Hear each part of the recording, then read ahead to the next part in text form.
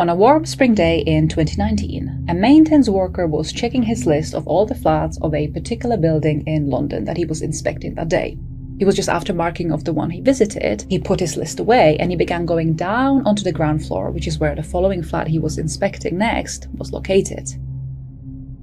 Now, at first he tried knocking on the door, but as nobody was answering, he went to unlock the door with the own key he had actually secured from the landlord. Now, the truth was that the maintenance worker was there to actually inspect what was going on inside of the flat, because the person living in there had stopped paying the electricity bill several months ago. But as soon as the worker stepped inside of that flat, he was hit with this horrible stench coming somewhere from deeper within the flat. Now, he immediately pinched his nose because he had never smelled anything as bad as this ever before.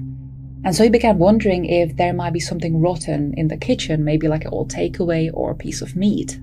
And so the worker began navigating through the flat, but this was actually proving out to be difficult.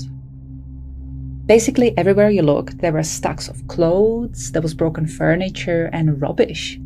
It almost looked as if the person living there must have been some sort of a hoarder, or at least he was extremely messy, because not only did it look like the flat hadn't been cleaned for years, it actually looked kind of abandoned.